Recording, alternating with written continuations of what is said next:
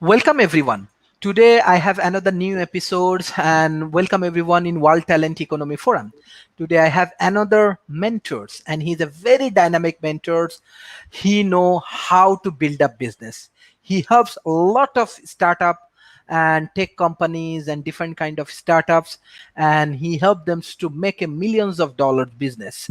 So he's a very experienced, and he has a many unique activities. So hopefully today you learn in COVID period how you can grow your business, how you can start your entrepreneurial journey, or how you can achieve your objective.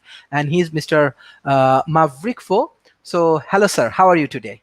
Hey, hi, good. Thanks for having me, Sharif. Appreciate the opportunity. Yes, thank you. Can you please introduce yourself, how you actually working right now, your background? Hopefully many people will enjoy. Oh, okay. So, well, a very short version would be college dropout, and then after that, well, I'm a single dad as well. I used to be a Buddhist monk, so that itself all before I was 30 years old. So, then started business because once you drop out from school, there's not a lot of opportunities for you to basically join the workforce. So that's where I decided to start my first business in 2003. So that's like about 17, 18 years ago. So failed, brought up, failed. Now currently Authority Institute is my ninth business. But that's not because I have all nine, but there are certain brands that fail tragically, and basically I just had to move on. So if you ask me, uh, if there's anything else that I would be doing other than entrepreneurship, actually I wouldn't know. To be frank, I don't think I will be able to work very well in as an employee. But then again, it could be something. I haven't really met a company that I wouldn't mind working at, except one. So in Malaysia, there's BFM, Business FM founder Malik Ali. So there's always a company that, well, I think they may not be able to pay as much as I want, but it's a company that I don't mind joining, even if they pay a very low price. Why? Because I realize it's a culture over there that I like. And also, Malik himself is a genius when it comes to business and all that. So, yeah. So, but I think towards the end of my life, it will pretty much be around entrepreneurship and maybe helping others to start their business as well. I think that would be fun. Very good. Like example, you come up with your failure story as well as your success story. So even you have a lot of pros and cons, but you are a passionate entrepreneur. So what your advice in present situation, how actually youth people can focus on entrepreneurship in the COVID-19 situation, because many people losing their job, many people now have lot of financial challenge. What's the strategic and unique solution you have? Cool.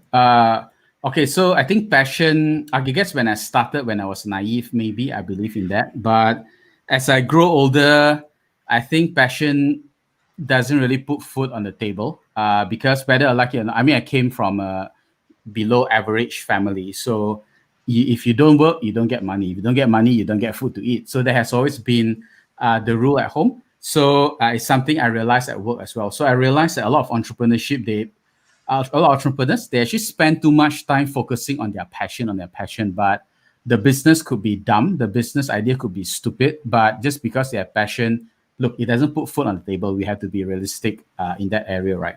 So I think passion is good when times are really bad, like right now. But passion is quite useless if you ask me when the times are really good. So during right now, those who don't give up, I really applaud you because then it's a true test of your passion. Because to know that when the times are tough, you're actually still pulling through.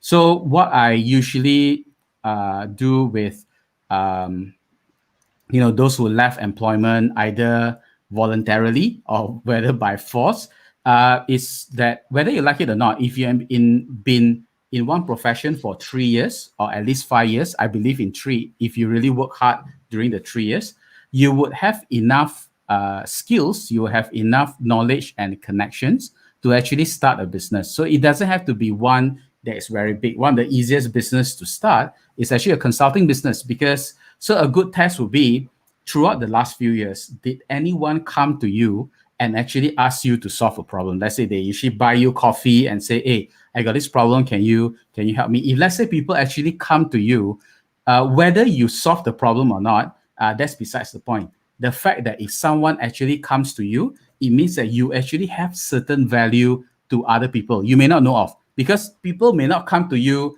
for, like, for example, in my case, I suck at cooking. No one will come to me to ask for cooking advice, okay, or baking advice. So if someone comes to me for cooking advice, I think obviously the person don't know me really well. So most will actually come to me either for branding or marketing or for entrepreneurship. So over time, I realized that, hey, there's actually a pattern to the questions that they ask. And then that's how I realized that, hey, maybe I should become a consultant in those particular area. So for those of you who are exploring entrepreneurship, maybe entrepreneurship is a term that is either too exciting that you realize you dream too big, you may want to put it aside. Big dreams are good, but you need to get real in the next few months, because, like it or not, there's economists actually predicting there's going to be a bigger recession coming. So you need to kind of identify what are the things that you really need to do. So one of the easiest way is to start a consulting business. You already have everything inside your head. You just need to put up. Sometimes you don't even need a website. You can just use LinkedIn, approach some of your existing clients or existing contacts and say, "Hey, so I've been doing this, and this. Is there an area that can help you in your business?" You never know. All you need to do is just actually be a bit thick face and basically just ask them. And guess what? That's actually how you start a consulting business. You become a consultant first. Nothing entrepreneurship about it. So that's why I say better if you put that entrepreneurship label on the side and think about what you can do to put food on the table. Survival always comes first, and then you sustain, and then you scale, and then you soar. So for those of you who sometimes, because we are Asian, so we'll think that, oh, I'm not really good at this. Nah, I'm not really good at that. But the fact that if there are people who come to you to ask for your advice, there's a chance that there's actually an opportunity there that you can actually monetize. Yes, excellent. Because you come to the point, which is the problem and which is the solutions. Beside that, I want to know, in the COVID periods, like we find that there are a lot of challenges, economical challenges. Yeah. Beside that, we know that when any challenges comes or problem comes, and it has a lot of solutions. When we have a solution, it's mean opportunity. So how actually entrepreneur thinks uh, they they should give lot of solution for the economical aspect, as well as how actually technology play a vital role for giving this kind of solutions. What your idea? Okay, I think I just read a report by Twilio. So Twilio is basically they power a lot of communication, enterprise level, WhatsApp, SMS, emails. So they were saying that according to their research, because of, okay, the COVID-19 is a bad thing if you think about it from a point of sacrificing human lives and all that.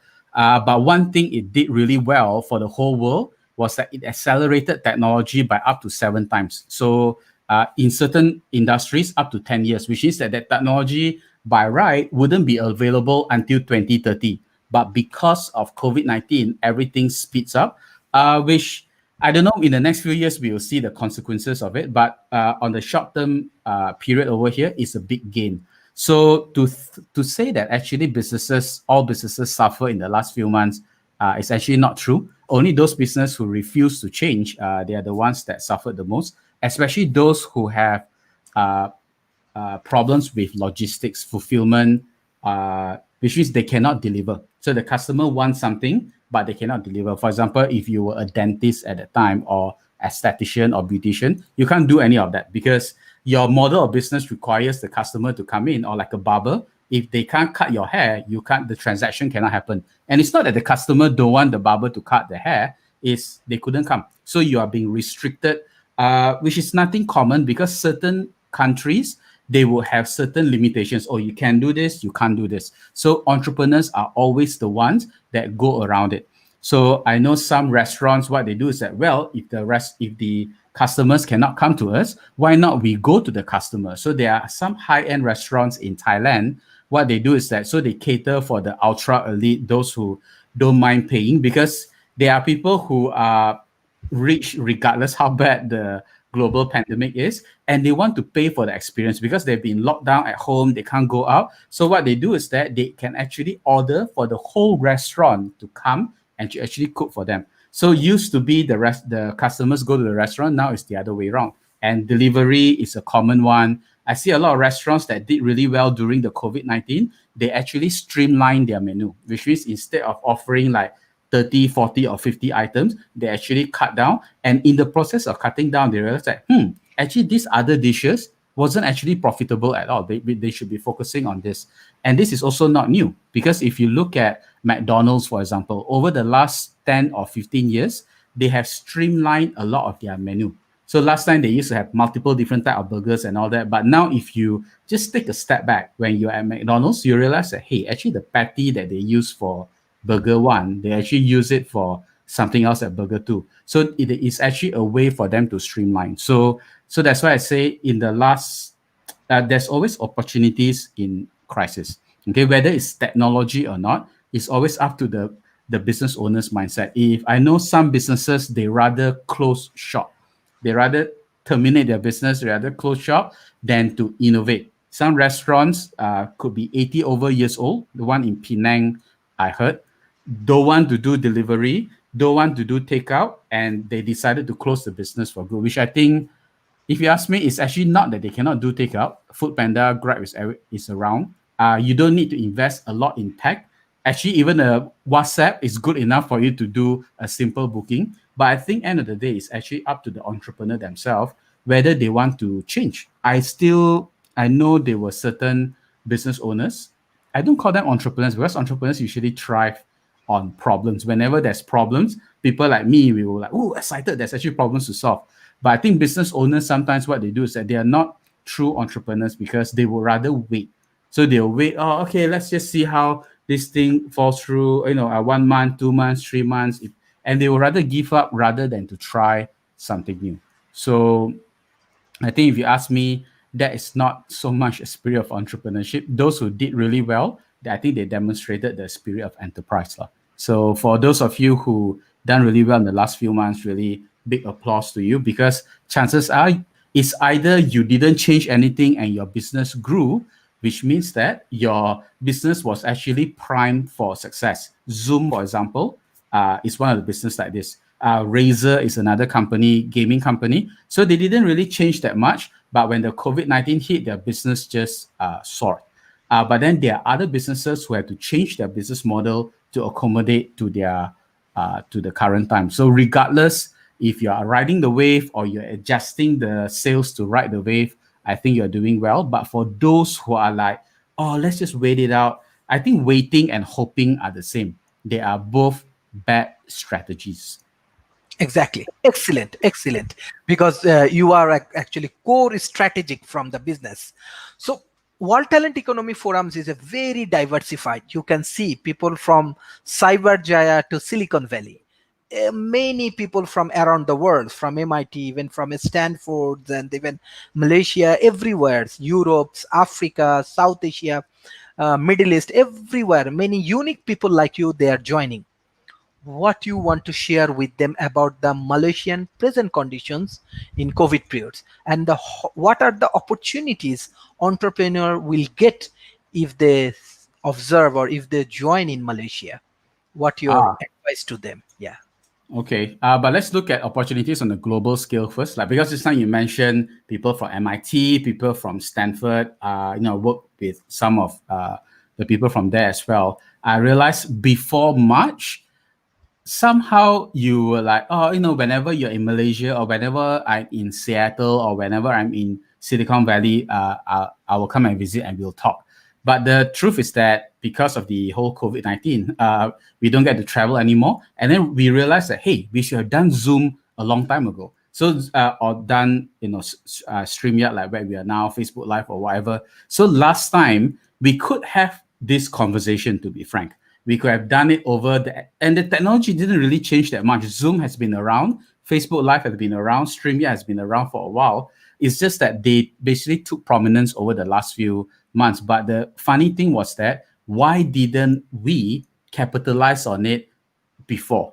why didn't we do it like last year? Why do we do it now? Like, for example, you were saying that you run conferences and you run summits and you used to, well, I guess you need to fly speakers in and all that. But right Exactly. now, you can actually do international conferences with speakers in their respective homes and Mm, participants from all over the place. So all connected with technology, right? So the question is that, I mean, I don't want to. I know a lot of people passed away or died because of COVID-19, but in a way, I do agree that it was an opportunity that's unprecedented, because if not for COVID-19, we would not have explored all these kind of technologies, to be frank. So that's one. So that's on a global scale. But then in Malaysia, okay, it's very hard to say because over the last few days we have a spike in cases. Initially, I was saying that we were actually quite lucky because our cases have never been, extraordinarily high.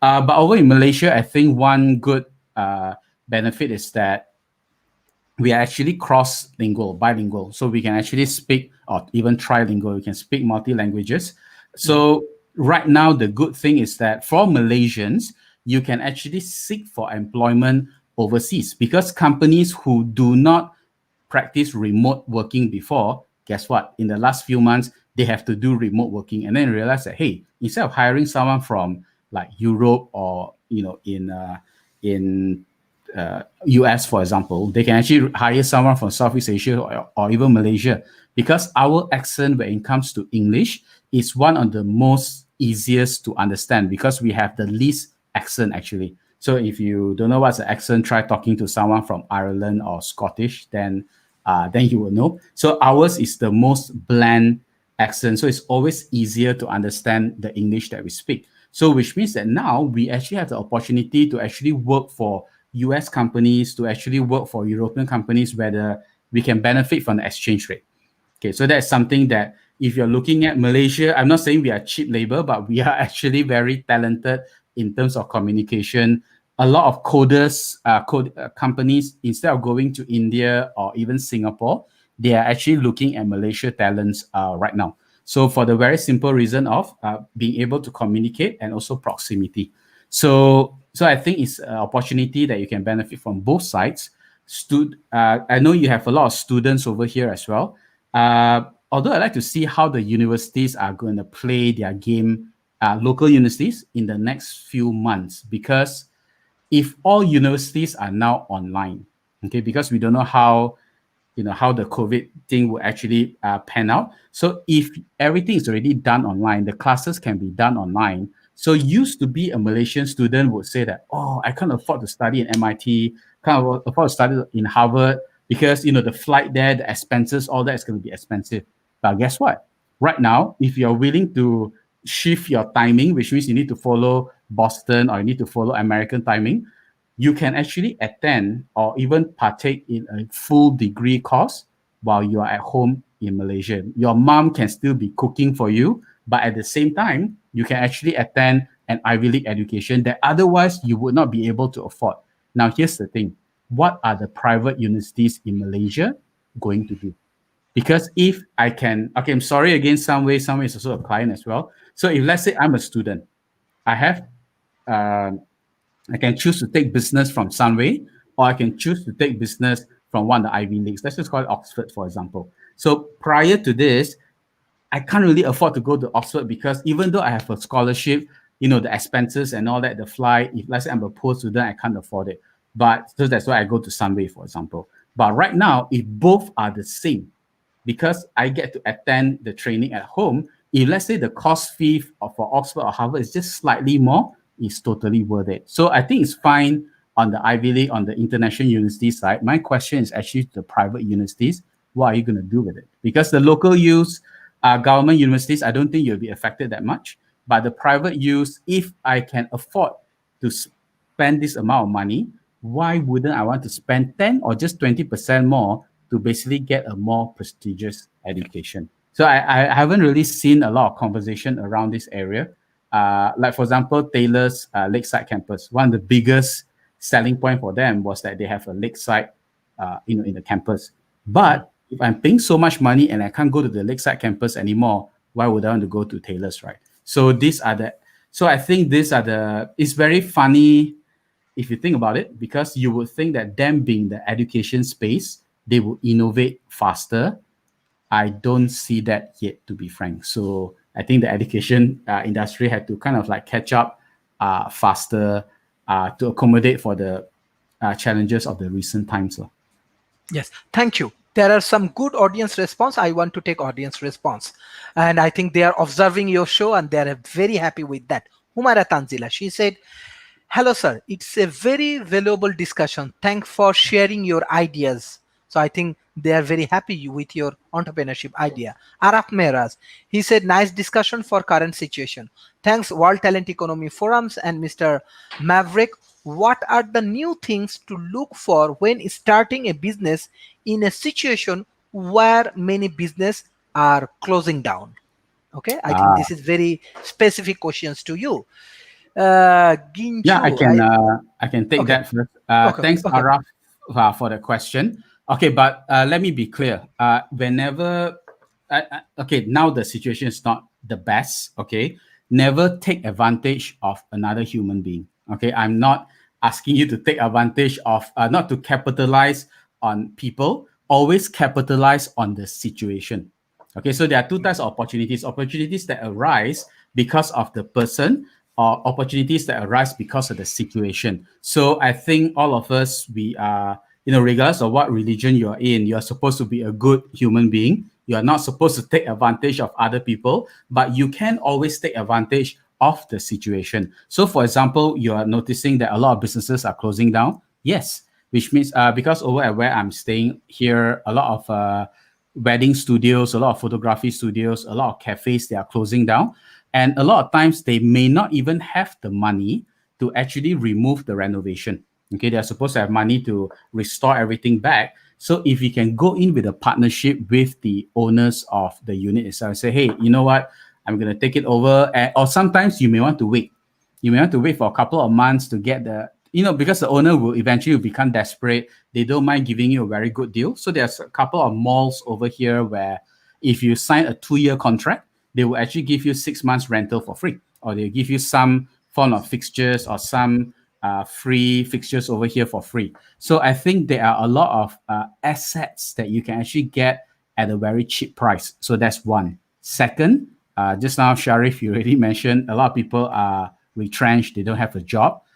Again, I'm not asking you to capitalize on them, but you just go honest, be honest with them, say, hey, I'm a startup, I can't really afford a lot, but I think you are also jobless as well. Okay, you know what? Why not you join the company? I'll still pay you for the time because I can't pay you as much as you can. But along the way, if you get any job opportunities, then just give me a 1 or 2 month notice. So you may be able to get a CMO or CTO level personnel intelligence at a very low price right now. So again, it's not that you are capitalizing on the person. You're actually giving them an opportunity, just that you cannot give their full salary. But like it or not, you are just you are offering them as well. So that's one. But there are also a lot of psychological changes aside from businesses that the consumers go through that you all have to kind of understand as well. So, like for example, simple case: if let's say touch wood, if let's say your house is on fire, okay, your house is on fire, the first few things you will do is that grab your important belongings and you dash out. No one in the right sane mind will basically take out their phone. Okay, I think my house is definitely gone. You know what? Let me open up the iProperty app right here. And you know what? Let me buy a new condo right now. No one will actually think long term. When something bad happen, they will always, okay, man, what can I do to get out of this current situation? So one thing for sure, humans sometimes can be quite predictable whenever they are whenever the situation is unstable or whenever they are in fear, they will always become short-sighted. They won't. You tell them something that's going to happen 5 years, 10 years down the road. They're like, man, I need to solve my current situation right now. So another example could be, let's say, a friend of yours accidentally, I don't know what he was doing in the kitchen. He accidentally severed off his thumb. Okay, his thumb is technically one other piece in another part of the kitchen. So definitely you need to bring that friend to the hospital. Okay, you need to do the surgery and all that. So, but because of the lockdown, maybe due to restrictions, you cannot travel, right? But that doesn't mean that you ignore your friend. So what you do is that maybe you apply some alcohol wipes, or maybe you apply some bandages. Will it solve the long-term problem? No. Ultimately, your friend needs to go to the hospital to get his thumb fixed, right? But you put the thumb in the freezer or something first, and then basically tend to the wound, because that is something that he needs right now.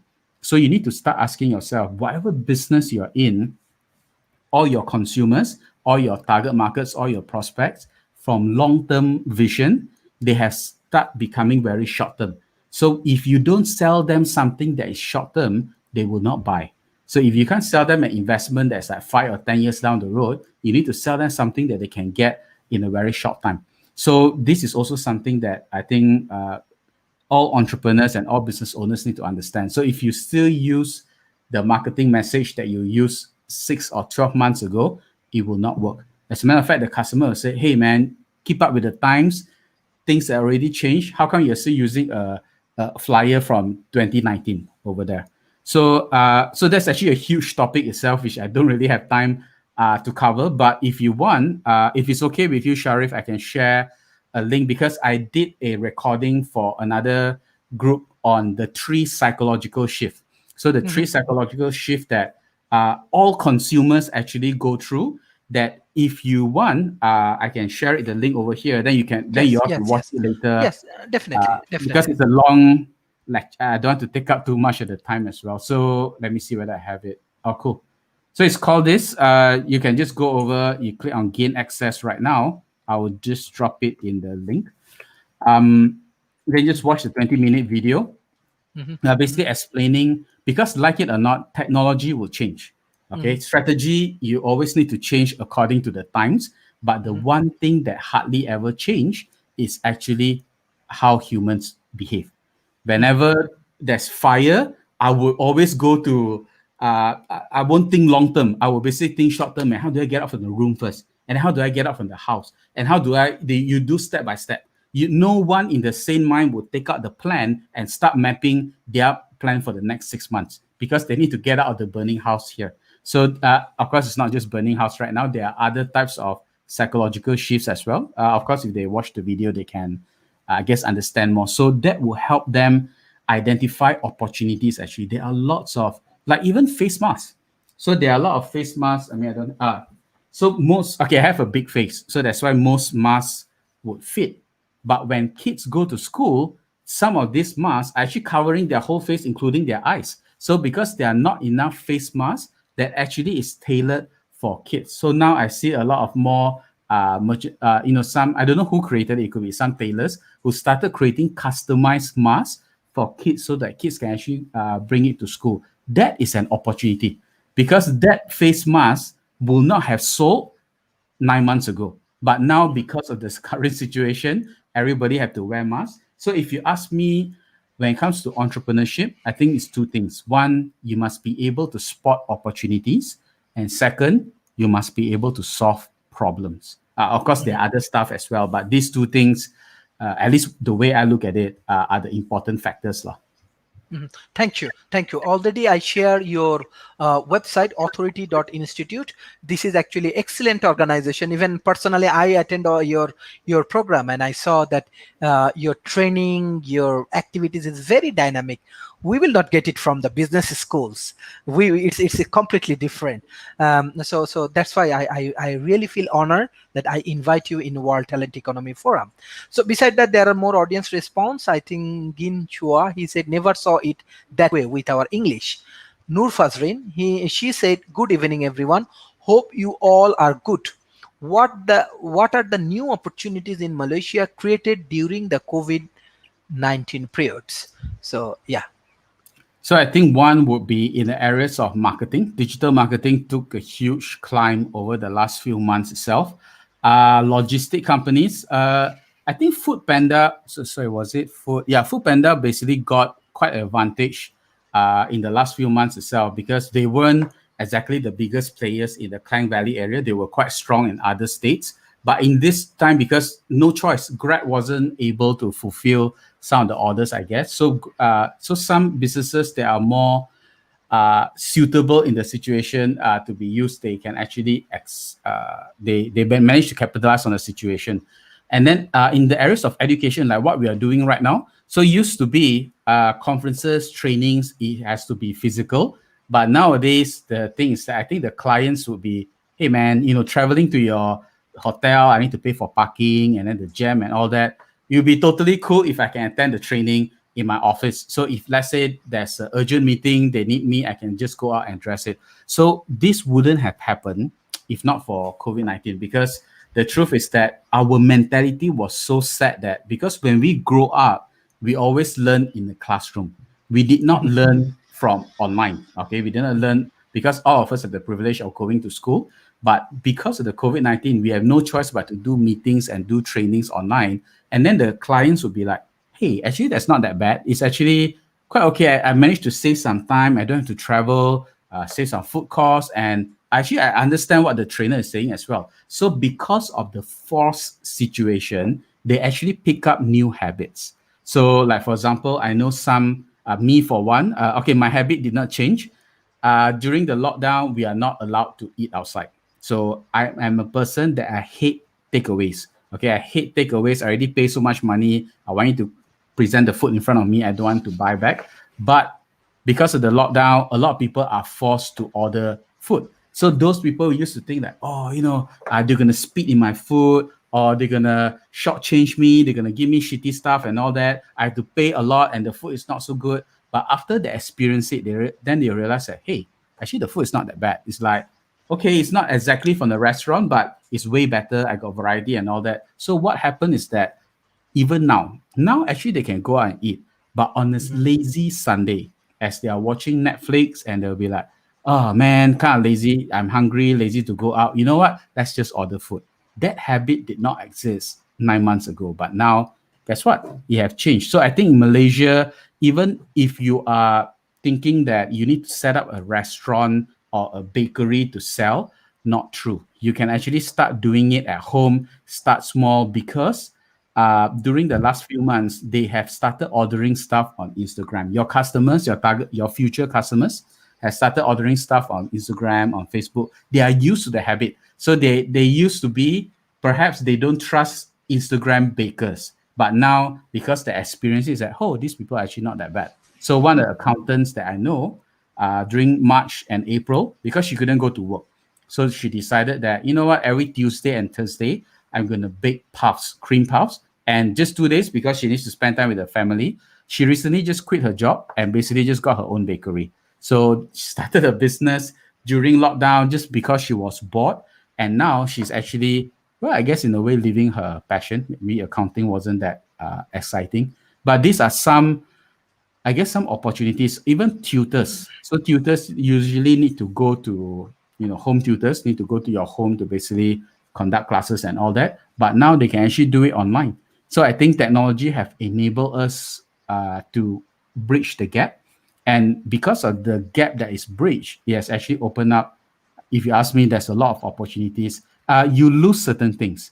Like, for example, in the last few months, you lost certain privileges. Oh, I can't go out for sports. I can't go out for this. But then you realize in the loss that you experience, you actually gain a lot as well. So I think if you ask me, a lot of times it has to do with mindset. I know it sounds very lame, but instead of focusing on what you have lost, perhaps focus on what is there to gain. Because in every situation, the law of physics always apply, cause and effect. If something is taken out, the void would be filled by something else. What can you fill the void with? Very brilliant. I want to say that how you come up with the real life experience, it's come up with the different strength for human beings. Because example, I always believe that even I'm PhD scholars, or I did my research and many things, but I learn a lot from outside of the classroom. I learn a lot from people like you. So hopefully our students, our youth community, our people from around the world, they will learn from your experience, how you actually explain. I always believe that business schools cannot give all of the things. We have to learn from, if we want to learn business, we have to go to outside the classroom, and we have to gain all of the powerful things from the global community. Another things I want to add, let's say in COVID period, Malaysia do very well. compared to other countries. Because if we think that 32 million peoples, 128 peoples, what I can remember, died, and more than 9,000 people actually affected by the COVID-19. Yes, every life is valuable. Everything is available. And one thing I saw that in this COVID period, Malaysian people is very disciplined. They follow government law, rules, and regulations. And beside that, Malaysia is a very diversified, even many multicultural peoples actually live inside Malaysia, but they are very peaceful. Very peaceful. I want to give this credit that Malaysian people is a very peaceful. So what's the things behind this story? How actually Malaysian different nationalities and different things, different people, different culture, different color, they live together and they make a very good business hub in Asia Pacific. Well, I think the that's itself is an opportunity itself, because when we grow up in a multicultural environment. So there's some form of respect that you have for other races. So, like for example, I grew up in Kelantan, up north. So but 70% are actually Muslims. So during the Ramadan month, during the fasting month, even when we are young, my mom would actually say that, hey, okay, we don't fast because we are not Muslims, but please be considerate. Like lunchtime, you don't go and eat like the nasi lemak and the ayam goreng in front of your Malay friends, because yes, they are fasting, they are not allowed to eat, they are not supposed to eat, but you don't go and purposely, just be a bit more sensitive, because when you are sick, you don't want your friends to be eating KFC or McDonald's in front of you as well, right? So it's the same. So I think it's something that it's like an unwritten rule that there are certain things we don't question, and we respect other religion because we grew up in this kind of situation. And I think it's good that you actually brought it up, Sharif, because I always realized that. So for the last few years, I would spend about between 60 to 90 days traveling outside. So when I travel, I would actually stay in a place, if I can, up to a month. So like I was in Taiwan in a month in December, Japan and different places for a month, because I hate to do the tourist stuff. Like for example, if you go on a tour, they will ask you to go to 27 places in like 6 days. You spend most time in the bus rather than going to the place. So I hate tourists. So I rather basically spend time so like observing what the locals are doing and notice that they are eating here. Then I will go and join, even though I don't understand a single thing. But I think that one is a lot easier. And you can only do that if you are in the country for like 2 or 3 weeks. The moment you become a tourist, you will only want to eat the best food. You go to the best places. But let's face it, even in Malaysia, you don't eat the best food all the time. You actually eat the food that's actually nice, that's value for money, just like how the locals do. So, but the thing is that whenever I travel, every time, of course, we will always complain about, oh, Malaysia politics, Malaysia, blah, blah, blah, all that. But every time when I come back, I actually realize that, man, actually Malaysia is awesome. Like Exactly. okay, like some of you, if you have a privilege of going to US, like Seattle, kind of like the capital of, that's where Washington is and stuff like this. But there are a lot of states in US where there are a lots of homeless people. Seattle is one of it, one of the highest count. There are people who don't have a home, who don't have a car, who don't have a job, but they have a gun. Okay, they have a gun when they don't have anything else. So I don't know how desperate they can become. So in terms of safety, so big applause over in Malaysia. Our gun laws are really strong. Like Thailand, sometimes you can still get guns, but here in Singapore, like it's totally safe. Singapore is even safer. A woman can walk home at 3 o'clock in the morning and nothing happens. So you can't say the same if you're in Manhattan or even New York, because I know America is a great place. Not right now. The president is in another scale as his own. But I always look at Malaysians, and I know some Malaysians would really, really want to migrate to America, want to live there and stuff like this. My question to them is that, have you actually lived there before? Not been there. Been there, you could have gone there for a short business trip or for a short holiday, but have you actually lived there? Because safety is a huge issue over there. Medical is one of the most expensive in the world in US. So I think I guess it's our upbringing. We will always say that, oh, America is awesome and stuff like this. But there's actually a lot of things in Malaysia that's great. Like if you realize, we have no tsunamis, we have no earthquakes, we have no volcanoes.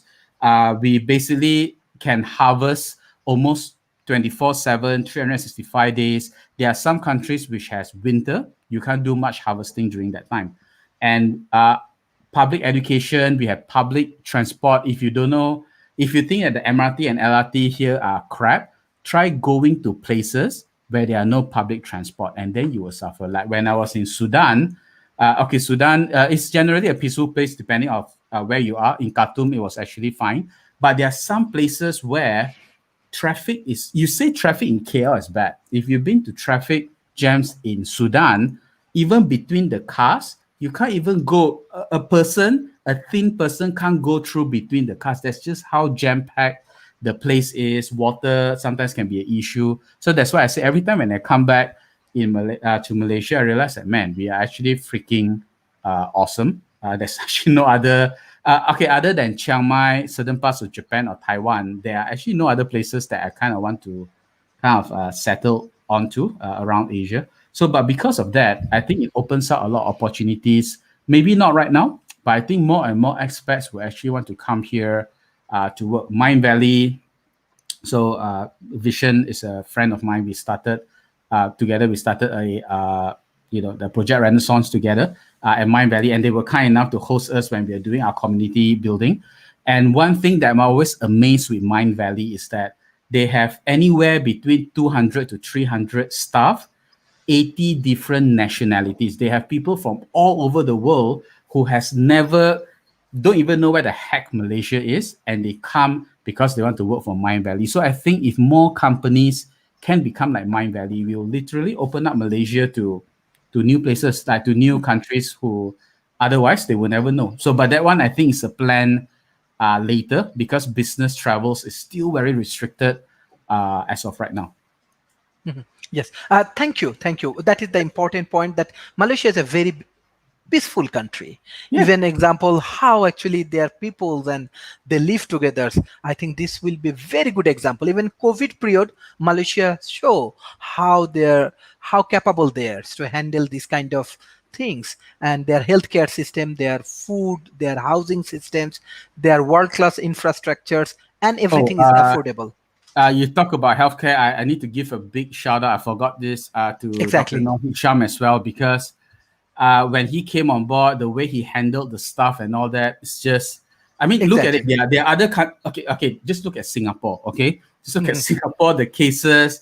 Look at other places around the region. And I think Malaysia is like doing really superbly well. I think Malaysians, in a way, we kind of follow there always be people who will break the rules, but I think the way they manage the resources and switching the doctors and the nurses around to go, I think Dr. Noor Hisham is just someone worth respecting, because because in the past we always look at the government, it's like they will fail here, they will fail there, but this was something that I was like, wow, they totally took things in their hand. Even actually, if you ask me, when it comes to Malaysia itself, in the last few months, so last week, are you based in Selangor or Yes, KL? yes, I live in Subang Jaya. Yeah. Subang, okay, yeah. So like last weekend there was a problem with water and stuff like this. I know.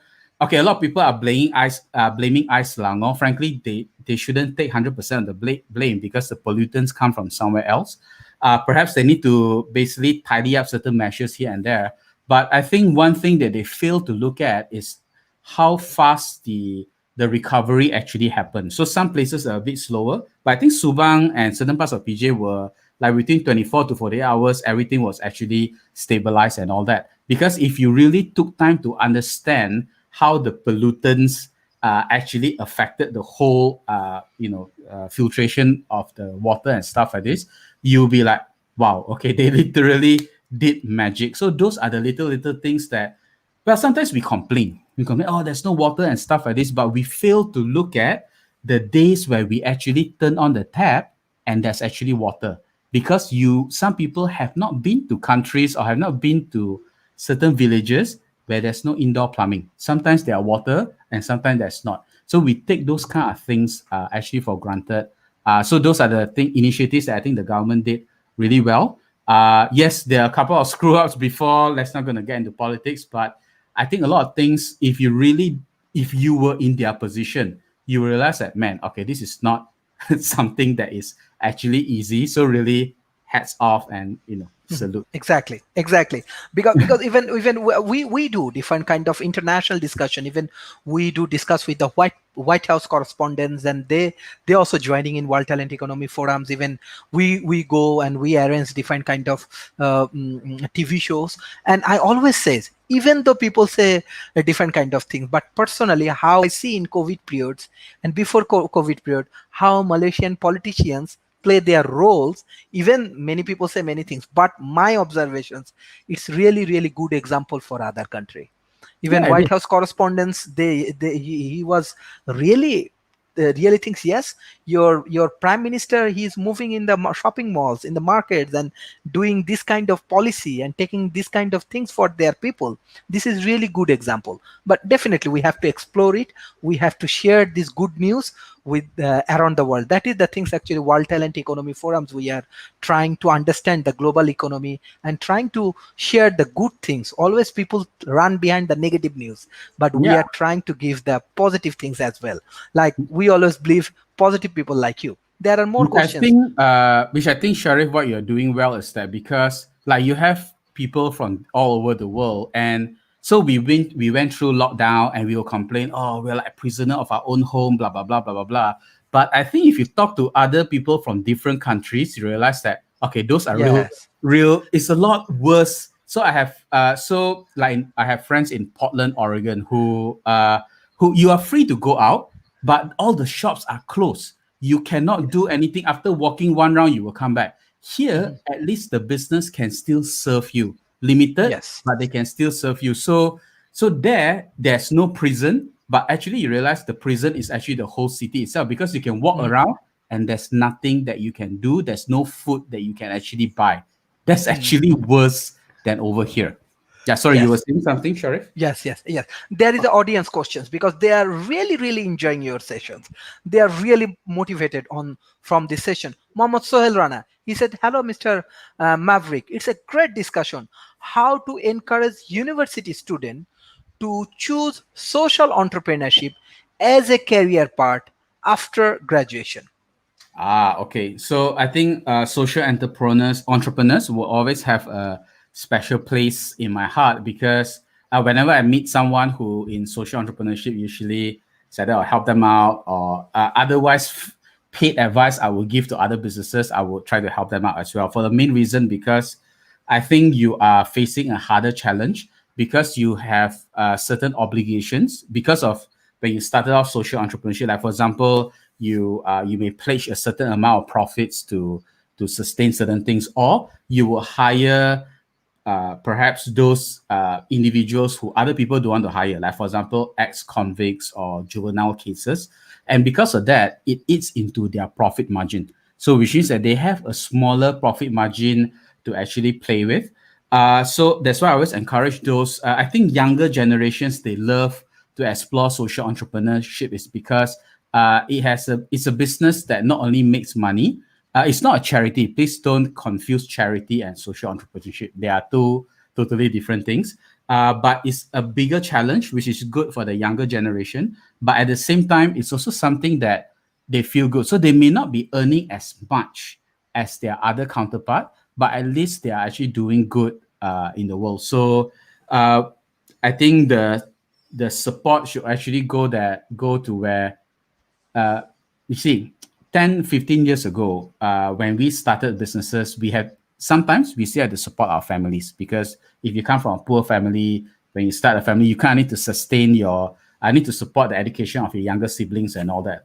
But in the last 15 to 20 years itself, our parents have actually become better at financial planning versus the previous generation, right? So that the previous generation, like even if you go back and talk to your parents, they usually have to they have to quit their degrees and they have to get work or they have to quit school to go to work so that they can support the family and the siblings. But because of that experience, they actually started to do better financial planning so that you right now your generation, you are their kids, you will realize that hey, actually I don't have to support my family as much. They are actually quite okay, and all my siblings education are actually done, already kind of like taken care of. So it enables me to do things that I really, really want. So 20 years ago, when you go to your parents and say, "Hey, mom, I want to become an artist," so your parents will say, "Man, artists are usually going to be broke. Wake up, son, please go and study accountancy." But right now, you will see more and more kids will be like, "Hey, the parents will be supportive of them." So in the areas of social entrepreneurship, like my son is 12. Okay, comes the day where he comes and tell me and say, "Hey, Dad, I want to, work on something that's really easy so that I can spend time to save the dolphins." 20 years ago, my mom would say, "Hey, wake up, put food on the table first." But with me, I would say, "Oh, okay, I'm okay. As long as you can take care of your own expenses, don't bother, don't care so much about that. You can go and do whatever that you want." So I think it's a new trend of not just social entrepreneurship, but a new trend of lifestyle as well. I think the younger generation are looking for businesses or companies that actually can contribute to the society. They are more worldly, they are more conscious, and people like you, Sharif, for example, you open up their minds. Oh, okay, there are other problems in other parts of the world that if I can go there, I can help out. Because used to be, this is a conversation that don't happen at the dinner table 20 years ago. But now it's totally possible. Technology have actually enabled us to communicate way, way cheaper right now. So yes, go ahead, to look at social entrepreneurship, but please don't run it like a charity. Okay, Mhm. it is still a business. The entrepreneurship part is there, but do be mindful that some strategies that other businesses are using, you cannot use it in your social entrepreneurship for a main reason. They have a bigger margin. Okay, they have a profit margin. They can afford to take certain risks that you cannot. So that's one. But if there's an advice that recommendation I can give you is that social entrepreneurship, one of the biggest asset that you have is actually your story. So any stories that you create for case studies, success stories, and all that, you have to sing it. You may not want to talk about your success story, but talk about those that you already helped. Because if I'm a consumer, there are two options over here. So let's say I buy nasi lemak A, $10, and that's it. But if I buy nasi lemak B, $12, but the $2 go to contribute a kid, to make sure that the kid gets to study for a week, I would actually buy the one that's more expensive. I know it's 20% more, but because there's a story to it. The 10 ringgit nasi lemak has no story to it. So if you don't have the story, I will look at the price. Oh, 10 ringgit, 12 ringgit. You know what? I think I better just go to 10 because it's just nasi lemak, no difference. So customers are willing to spend, but you must always equip them with a story. Because if I were to ask Sharif, "Hey Sharif, can I know why you buy that 12 ringgit nasi lemak?" And if Mhm. Sharif have no way of answering me, eventually he will feel, yeah, I feel kind of stupid for buying the 12 ringgit one when there's a 10 ringgit one. But if Sharif can proudly say, "Well, this nasi lemak, because I bought from this lady, one kid actually gets to go to school for a week," your friend, the negative friend or the judgmental friend, will have nothing to say anymore. So I think for the social entrepreneurs out there, work on your bullets or work on your stories. Those are actually bullets. Okay, I'm against violence, but basically, when your customers are being questioned for their purchase, you must equip your customers with a bullet ready to shoot back, because they must be able to defend their decisions. Because if they cannot defend their decision, they will feel stupid, they will feel they are dumb, they will feel they've been taken for a ride, and they won't support your business anymore. Yes, thank you. Thank you. This is actually really, really good line based on the social entrepreneurship. I think you have more followers and more questions. Mr. Azizur Rahman, he said, "Nice to see you, and it's a great discussion." So your audience actually really enjoying this show. And his question is that should the state support the development of entrepreneurships and innovation for the future market strategy? So this is one thing. And another things, if you share, because if you are handle different kind of startup, so how actually Malaysian startup ecosystem work, how actually Malaysian government help them, or can you share something about Malaysian Global Innovation Creativity Center or Cyberja? I think it will be really helpful for our audience. Cool. Okay, so I think one thing that Magic did well, under the leadership of Cheryl Yeo, of course, Asran did a good job as well. Okay, a lot of times I think Malaysian entrepreneurs or startup founders, they got it wrong. They will go to this style of agencies or go to this, and they expect money. They expect government to give them money. I think, and if you, okay, money is one side. I'm not saying that money is not important, but actually, what Magic or MDEC or some of these players can do for you is actually opening doors, because they can open doors to Silicon Valley, which could be more valuable than the 50,000 that they actually give you. So a lot of times, entrepreneurs, they are very, I don't really call them entrepreneurs, to be frank, but they call themselves entrepreneurs because they realize that, oh, to start this business, I need money. No. If your business need money to start, chances are it's a shitty business since day one. Because on its own, it cannot stand on its own. You basically need to inject blood from other places to basically fund the business. The core idea itself, it must work. Okay, I'm not talking about making a lot of money, but your main product, the MVP or the most simplest form of your product, people must want it first. Because if people don't want your product, no amount of money that comes in will make people want it. Okay, so that's one general rule over here. So, like for example, Azizul, good question over there. So, I think rather than relying on government to always support in terms of funding, ask what are the access that they can give it to you, because government to government they have certain connections. Like for example, because of the work Magic has done, they have access to MIT, they have access to Stanford. So sometimes it's not actually about the money. If you have access, you can basically talk to a lecturer over there, or you can connect with a fellow entrepreneur over there, and it unstuck your process and you move forward. That one is more valuable than whatever money that they can actually give you. So one thing for the local startup founders or entrepreneurs, please don't just let money stop you from, oh, because nobody helped me, the government didn't help me, that's why I'm not going to start my business. I think you deserve to fail.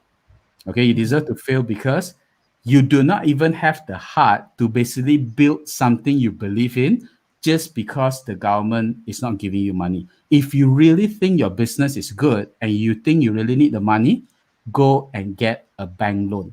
Because if you don't even dare put your name on the loan agreement to basically say that your business is so good, then I think it's a bit wrong for you to basically ask money from other people and expect them to basically support you just because you got an idea.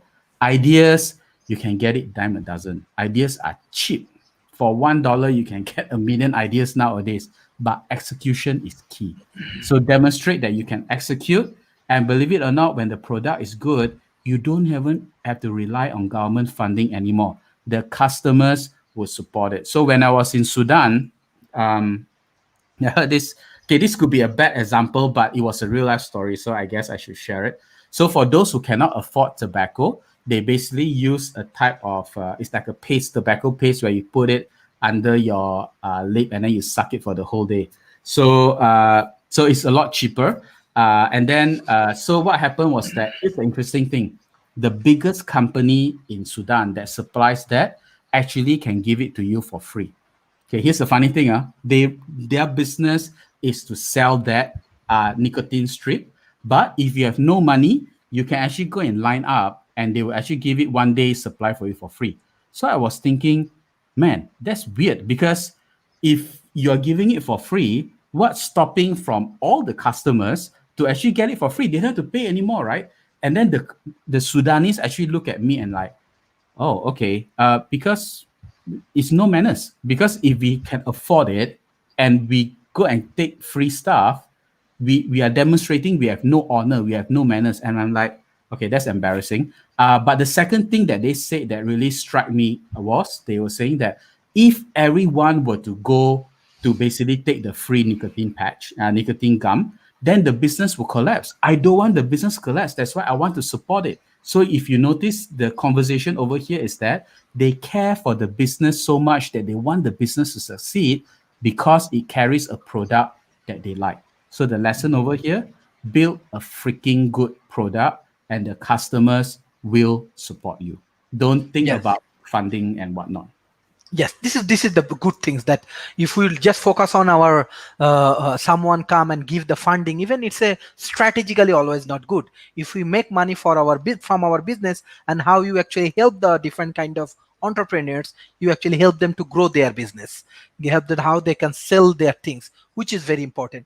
Our session was 1 hour, but I think due to heavy response from the audience, can I extend few more minutes with the Oh, permission of you?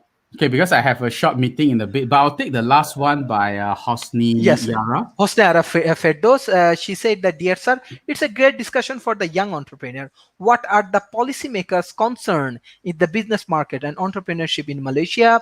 Beside that, Sharita Sharma, Dr. Sharita, she's from India. She said, great discussions. Su An Lim, he also said, great stuff. Maverick 4. Yeah. Okay, so for Hosni Yara, so I hope I get your name right.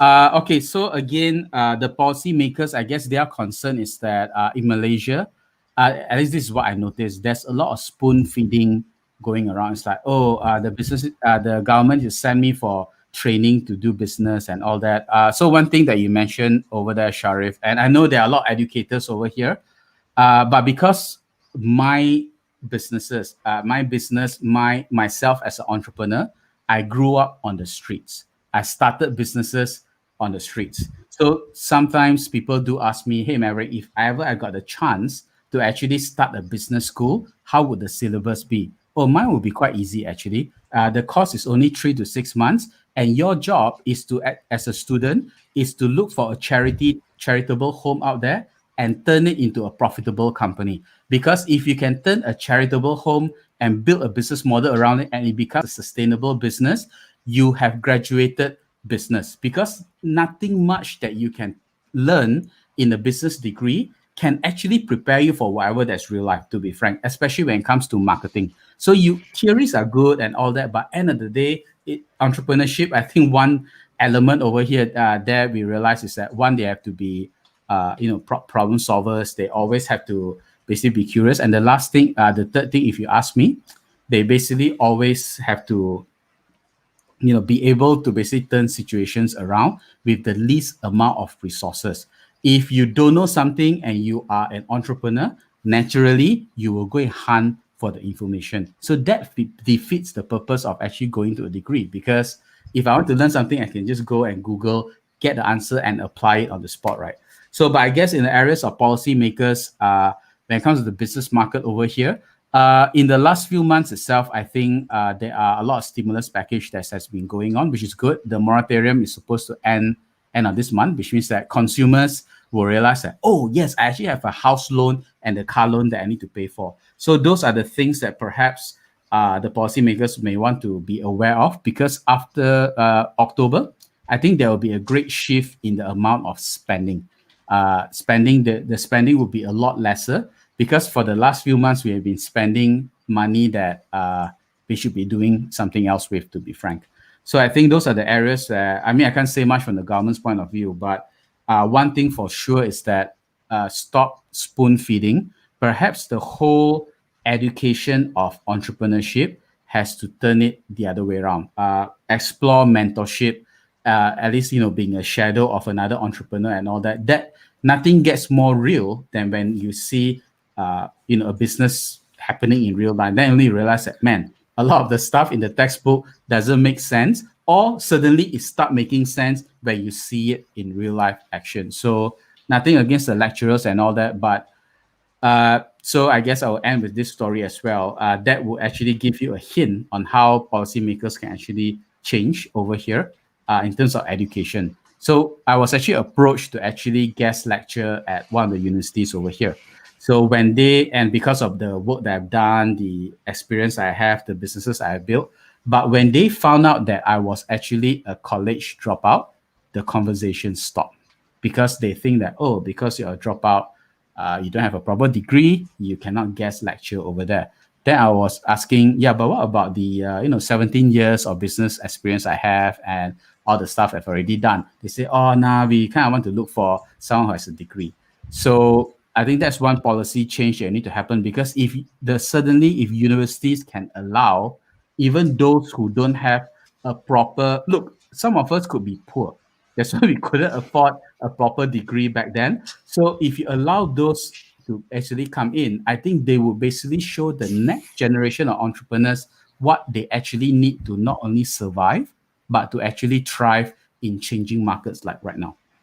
Mhm. Cool. Yes, I hope that is yes. a good Uh, answer. yes.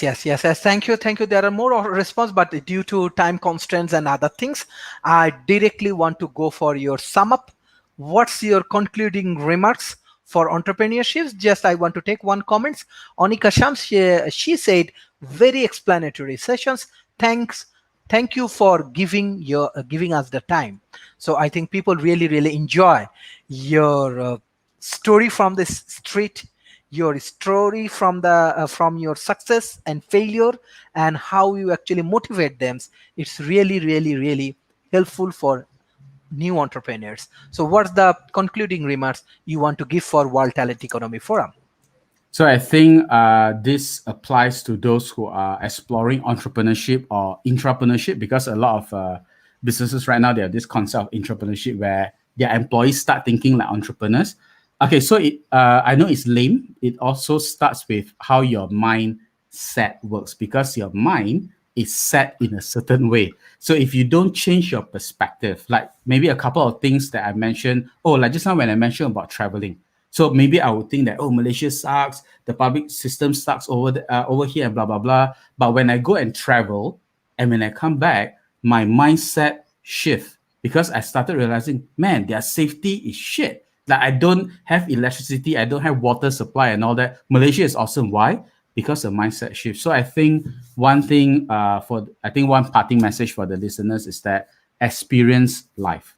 If you got a chance, experience life, open up your view, stop spending that much time on social media, because a lot of things that are curated on your timeline are actually done through algorithms. So advertisers actually want you to see certain things. That's why social media. But just switch off the device for maybe 1 or 2 hours a day and actually read, or you go around and observe, and then suddenly you realize that, man, there's actually a lot of things that can be done in the world. So I don't know what religion majority of the participants are in. So, but one good concept that perhaps something that you all can explore on, other than the video that I gave you, is from Judaism. So even though I used to be a Buddhist monk, as much as possible, I try to explore other religion as well. So in Judaism, they have this principle called tikkun olam, which means that the moment you're born in this world, you have a social responsibility to fix all problems. Okay, and the problems never stop. So every day you have to fix the problem. So if you operate from that point of view, I think not only will you become a good entrepreneur, you will actually become a good human being as well. So with that, thanks for the time, Sharif. Really appreciate it. Yes, thank you. We learn a lot about entrepreneurship. We learn how should we behave in the COVID situations, and you come up with a lot of your experience, your idea, your thought. And beside that, I just want to add that World Talent Economy Forums, we have Asia Research and Development Institute. We do a lot of research, and we have Al Noor Academy. We do a lot of academic activities, and we do consultings in many ways. And beside that, we have a like very talented consultant for entrepreneur like Mr. Maverick for, and by this way we can share our knowledge, we can gain our knowledge, and we can explore together, and we can achieve our objective. That is the things. All of we have responsibility, so we will fulfill our responsibility in a professional way. Thank you for your valuable times, and hopefully we will invite you more of our group discussions. Hopefully you will enjoy in the future. Thank you. Yes. Hopefully, there's no other new COVID-21 or 58. Hopefully, this will be the last one. But I think there will always be opportunities. So I look forward to that as well. Thank you again, Sharif. Appreciate it. Thank you for your valuable time. Thank you. Okay. Good night, everyone. Bye. Okay, bye.